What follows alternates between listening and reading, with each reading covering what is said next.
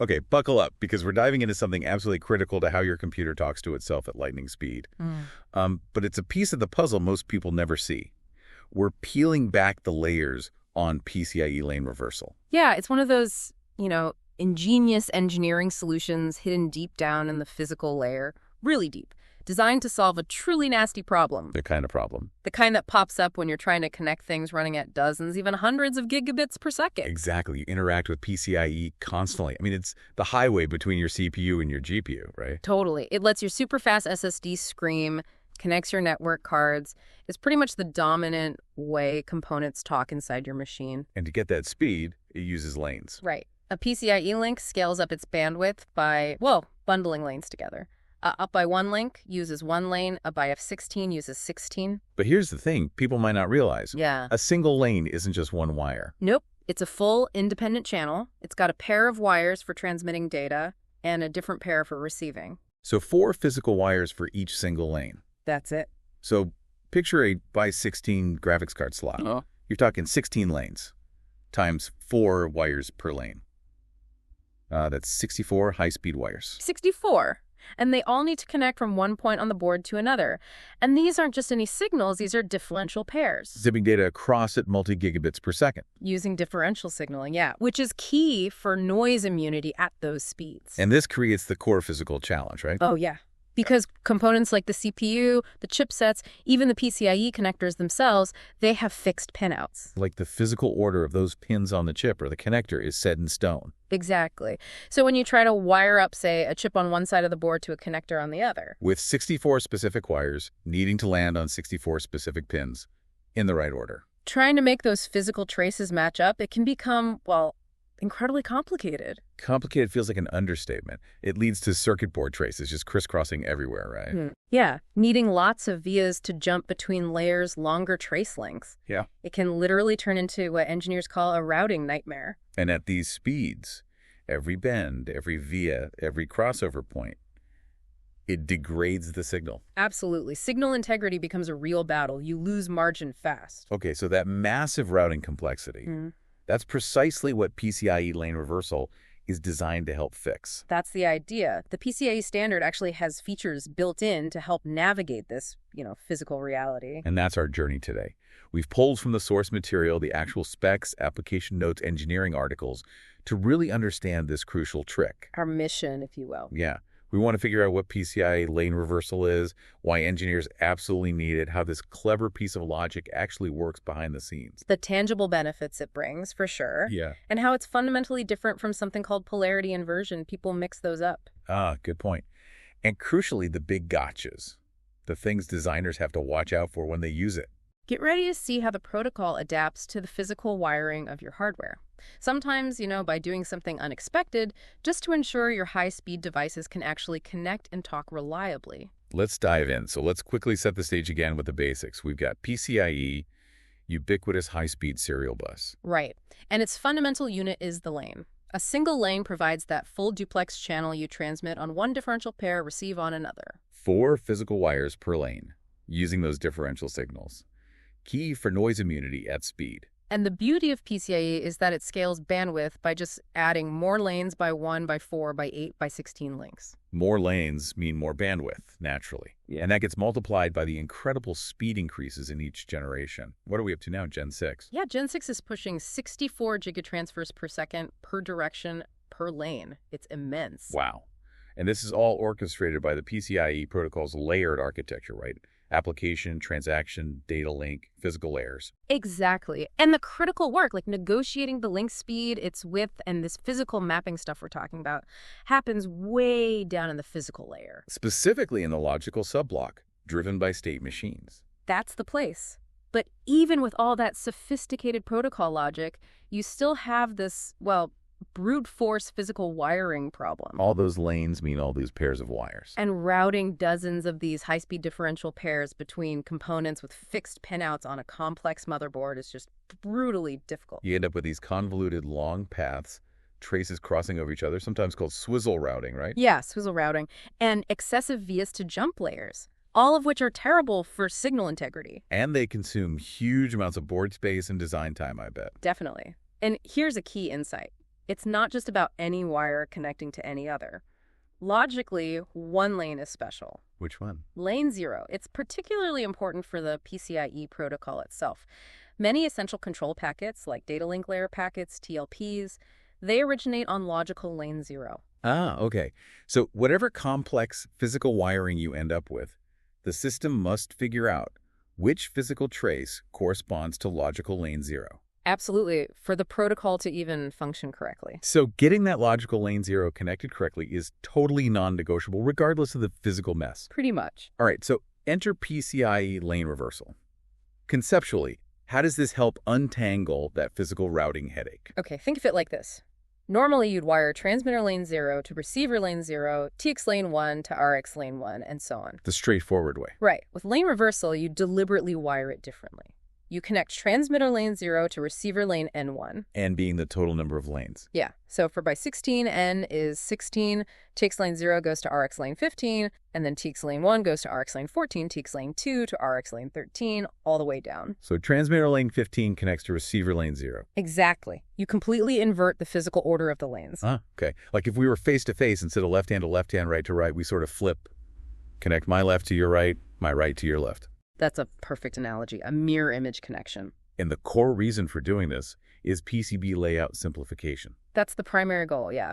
If your component has pins ordered, say, 0 to 15, and the connector it needs to reach, maybe on the other side of the board, has pins ordered 15 to 0 in the most convenient spot. Lane reversal lets you just run straight traces. Pretty much.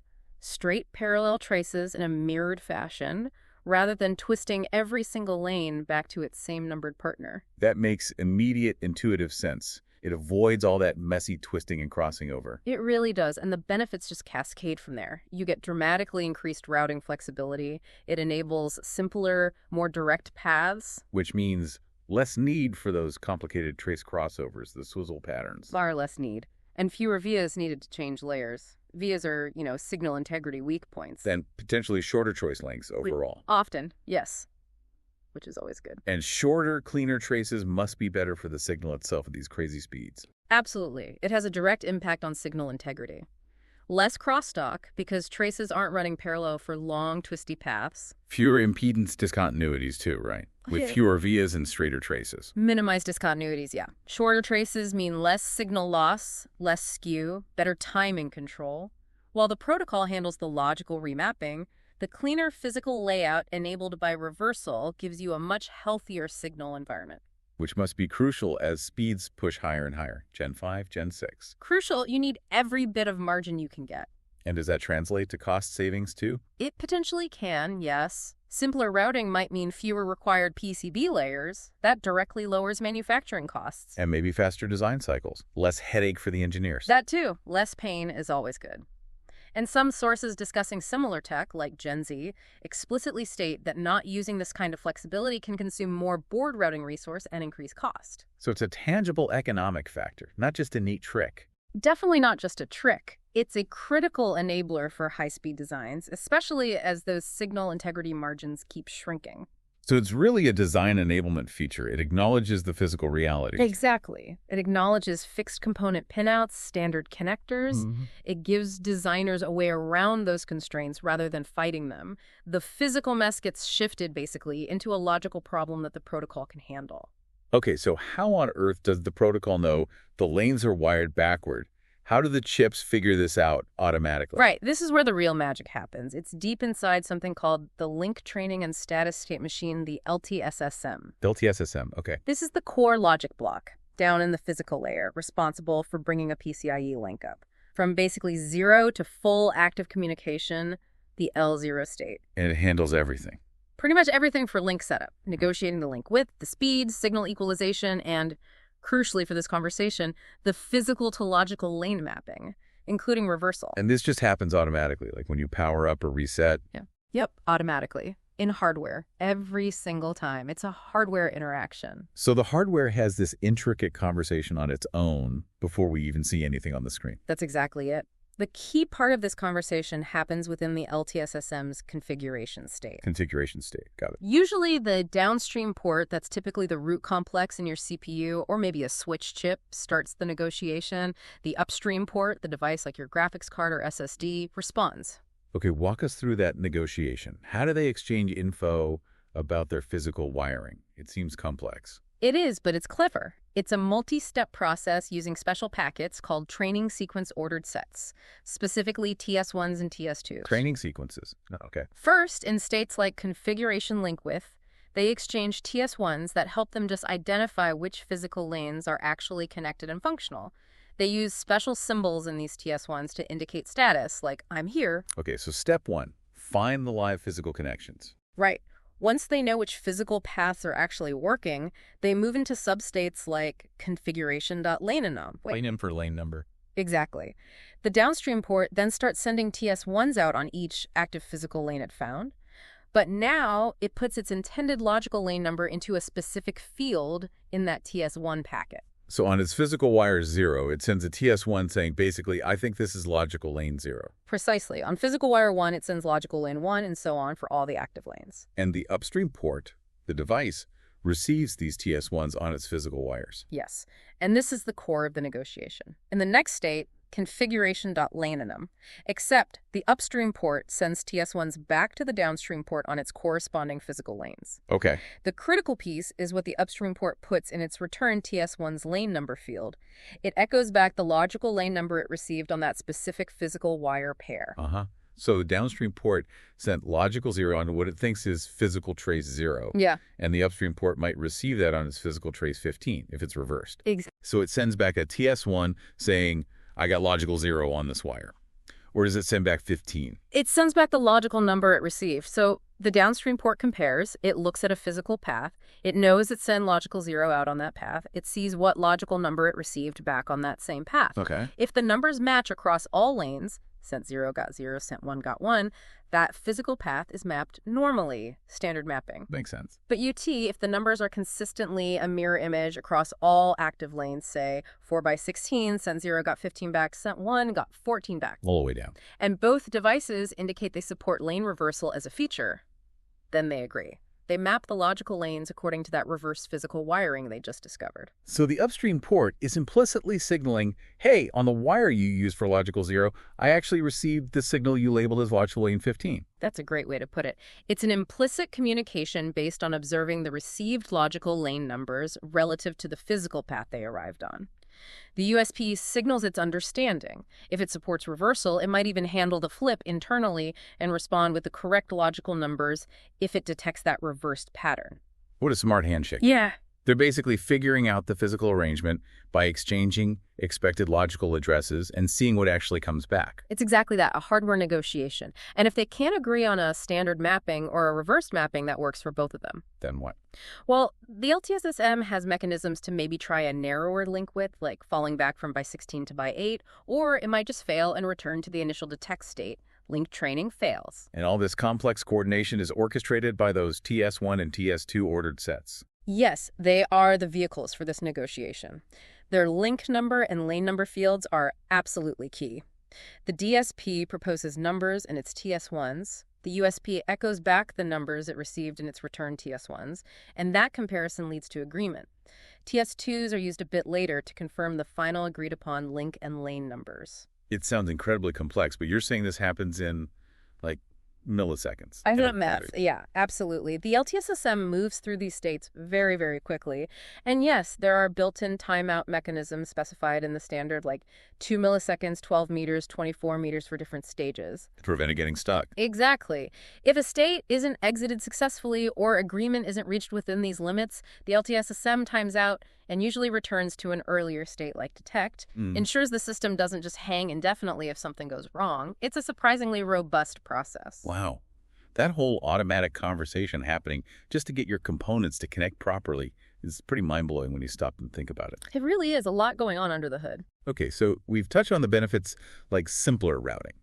Let's dig a little deeper into how that actually impacts the board design and performance in the real world. Yeah, the impact on PCB routing is, well, profound. When components are placed such that their pin orders are physically misaligned, which happens all the time. Just the practicalities of layout. Right. Lane reversal lets designers run straight, short traces directly across, connecting physical pin X on one side to physical pin Y on the other, even if they correspond to totally different logical lanes. And this drastically reduces the need for those complex trace crossovers, the swizzle patterns. Yeah, significantly cuts down on swizzling and also significantly cuts down on the number of vias needed to change layers on the board, which, again, are bad for signals. And it gives designers more freedom in placing components, too, I guess. Much more freedom, yeah. You're not quite as constrained by matching pin 0 to pin 0 directly. And I imagine the cleaner physical path is just essential for signal integrity at these multi-gigabit speeds. Oh, it's directly linked. Shorter, straighter traces naturally have less signal loss. Fewer vias mean fewer of those impedance discontinuities, which cause reflections that can corrupt the signal. Like echoes on the line. Kind of, yeah. And by eliminating complex routing areas, you also minimize crosstalk signals jumping between adjacent traces. So even though the PCIe protocol has sophisticated stuff like equalization and error correction, Right, it does. a cleaner signal arriving at the receiver in the first place, enabled by this layout flexibility, that provides crucial margin. Exactly. Especially at, say, 32 GTs for Gen 5 or 64 GTs for Gen 6. The timing windows, the voltage windows, they're incredibly tiny. You need all the help you can get from the physical layout. And that has ripple effects on cost and design time. We touched on that. Definitely. Fewer vias, potentially fewer required PCB layers. That directly lowers manufacturing costs. A simpler layout is faster and easier to design, faster to verify, accelerates time to market. And as you said, designs that don't leverage this can end up costing more. Yeah, consuming more board resources, increasing cost, it's a real factor. So for the high-speed generations, Gen 4, 5, 6, it's really less of a luxury and more of a necessity. Increasingly so. The signal integrity challenges at those speeds make optimal physical layout absolutely critical. Critical for just achieving reliable link training in the first place and then maintaining link stability under different operating conditions. Lane reversal is a key enabler for achieving that optimal layout. And I bet in super dense systems like embedded boards or maybe blade servers, it's indispensable. Oh, absolutely. Where board space is at an absolute premium and routing paths are incredibly restricted, lane reversal can honestly be the difference between a design being feasible or not. Wow. It directly facilitates smaller, denser system designs by simplifying these really complex interconnects. So it's really more than just drawing lines on a board. It's enabling performance, reducing cost, and allowing for smaller, more powerful systems overall. That sums it up pretty well. Okay, let's clear up a common point of confusion. There's another feature in PCIe called polarity inversion. How is that different from lane reversal? They sound kind of similar. That's a great question because they do get mixed up sometimes, but they operate at fundamentally different levels. Polarity inversion is about swapping the D plus and D wires within a single differential pair. Just within one pair, like the two wires carrying one signal. Exactly. So within just one lane's transmit pair or one lane's receive pair, if the positive wire, D plus, and the negative wire, D, are accidentally or maybe even intentionally flipped during routing. Okay, and how does the system handle that kind of swap? PCIe receivers are actually built with circuitry to automatically detect this D plus D swap. It happens during the very early stages of link training, even before the main configuration stuff. How do they detect it? They look at the signal pattern being received. If the polarity looks reversed compared to what's expected, they internally flip it back in hardware. Ah, so it's corrected right at the receiver. Yep. And it's typically fully transparent to the rest of the protocol once it's corrected. Higher layers never even know it happened. Okay, so polarity inversion. A per pair fix, just for the D wires within that pair. Automatic detection. Exactly. Lane reversal, on the other hand, is about the ordering of entire lanes within a multi-lane link. The whole unit transmit pair and receive pair together. Right. It's swapping, say, the entire lane 0 unit, TX plus RX pair, with the entire lane N1 unit, affects the whole bundle of wires for each lane. So polarity inversion solves a wire swap issue within a pair. Lane reversal solves a lane order issue between lanes in a multi-lane link. Big difference in scope. That's the core functional difference, absolutely. And their mechanisms reflect that difference. Polarity inversion is that automatic receiver detection. It happens really early. Lane reversal is that more complex negotiation using the TS1s and TS2s during the LTSSM configuration state we talked about. Happens later in the training process. Generally, yes. And is support for both mandatory or optional? Good question. Polarity inversion detection and correction is generally a mandatory requirement for PCIe receivers on every lane. They have to be able to handle it. Okay. Lane reversal, however, is typically an optional feature. Its support really depends on the specific PCIe IP block or the device implementation. Not everyone builds it in. That optional status seems really important. What does that mean for actually using lane reversal in the real world? It means you absolutely cannot just assume it's available. Not all PCIe devices, not all IP cores support lane reversal. You have to check the data sheets. Really read the fine print for the specific chips you plan to use. You absolutely do. And what if your board layout depends on reversal to route cleanly, maybe to save a layer or improve signal? But one of the components, say the add-in card, doesn't support it. Then you hit a roadblock, a hard stop during link training. The LTSSM negotiation, that whole TS1 exchange, it won't be able to agree on a physical to logical lane mapping that matches your reversed wiring and is supported by both sides. So the link just fails to train. Most likely, yeah. It'll probably get stuck in the configuration state, timeout, and fall back to detect. Or, if a non-reverse configuration is somehow physically possible with your layout and both devices support that, it might train non-reversed.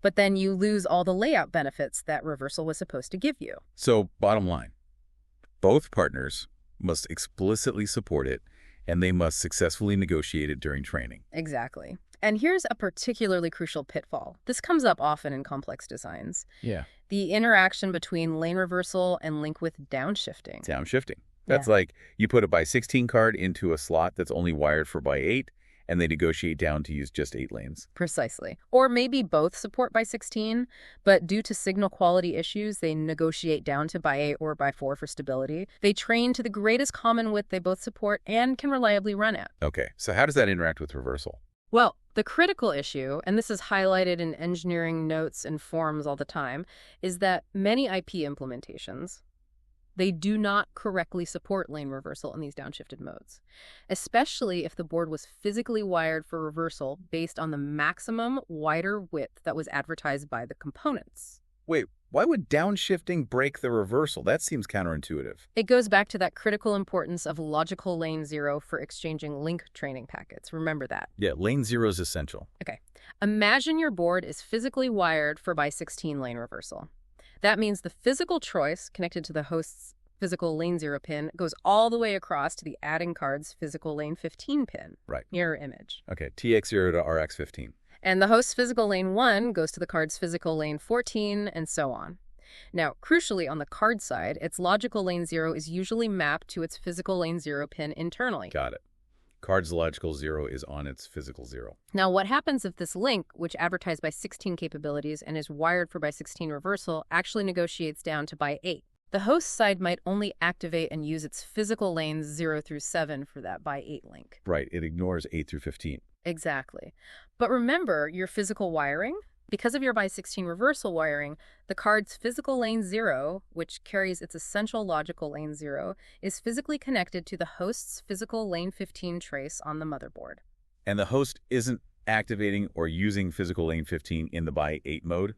It's turned off, effectively. Bingo. The card's logical lane 0 is now physically connected to a dead or inactive pin on the host side in that downshifted mode. Oh, no. Yeah. The required training sequences that must be exchanged on logical lane 0 simply can't get through. There's no path, and the link training fails completely. Right. That's a really subtle but potentially show-stopping problem for designers. That could be incredibly frustrating to debug. It absolutely is. It means that simply verifying that both components say they support lane reversal isn't enough. You have to think about the downshifting case. Yeah. Designers have to consider how the physical wiring chosen to enable reversal for the maximum advertised width interacts with all potential negotiated widths, especially ensuring that logical lane 0 remains correctly connected to an active physical lane on the partner in every possible downshifted configuration. That adds a whole layer of complexity to verification. It really does. And some IP documentation specifically calls this out. Like, For AMD Versal devices, the CPM5 block might handle by 16 reversal fine in the IP, but the docs note that for, say, by 4 width, reversal might not be supported internally, forcing designers to handle any needed remapping at the board level, or just avoid reversal if downshifting to by 4 is possible. So support isn't just a simple yes or no. It's more like yes, but maybe only at certain widths, and definitely watch out if you downshift. Precisely. This interaction with downshifting is probably the single most critical pitfall designers relying on lane reversal need to plan for and verify meticulously. Assume nothing. Meticulous planning sounds absolutely essential to avoid those really frustrating link training failures that might only show up under certain conditions. You got it. Okay, wow. We've definitely unpacked PCIe lane reversal now. We know it's this clever feature allowing engineers to invert the physical ordering of lanes between components. All to simplify that complex circuit board routing. And we understand why it's so vital. It directly addresses the huge challenge, that potential routing nightmare of connecting dozens of high-speed differential pairs with fixed pinouts, especially as PCIe speeds just keep climbing. And we dug into how it works, too, that automatic, sophisticated negotiation process. Done by the LTSSM during the configuration state, using those TS1 and TS2 ordered sets to implicitly map the physical wiring to the logical lane numbers based on that echo mechanism. The benefits are clear. Simpler PCB layouts, which can lead to better signal integrity, potentially reduced design time, maybe even lower manufacturing costs. It's really a necessary design enablement feature for modern high-speed systems. Couldn't agree more. And we clarify the difference between lane reversal and polarity inversion. That's key. One swaps the order of entire lanes. The other swaps just the D plus D wires within a single pair. And polarity inversion is generally mandatory for receivers, while lane reversal is optional. Big difference. Finally, we hit that crucial real-world consideration. Lane reversal requires support from both link partners. You have to check. And critically, many IP blocks have limitations, especially interacting with link width downshifting. A layout optimized for reversal at a wide link width might just fail completely if the link negotiates down, particularly if logical lane EO gets isolated. That downshifting interaction is the big takeaway warning, it sounds like. Definitely something to keep front of mind if you're designing with it. It's truly a fundamental, clever piece of engineering that makes high-speed PCI possible on real-world circuit boards. It makes the impossible route suddenly feasible. But successfully using it clearly requires understanding its optional nature and paying really careful attention to how it interacts with other features like downshifting. Absolutely. And, just think about that invisible automatic negotiation happening every single time you turn on your computer or plug in a new PCIe card. Yeah. The hardware is having this incredibly complex conversation, figuring out physical wire inversions, polarity swaps, lane remappings, all in milliseconds. Yeah. All just to establish a reliable connection at speeds that were, honestly, science fiction not that long ago. It really gives you a real appreciation for the layers upon layers of hidden complexity that make our modern technology function so seamlessly most of the time. It really does. Makes you wonder, what other invisible handshakes and negotiations like this do you think are happening constantly, just beneath the surface of the technology you use every single day? Definitely something to consider.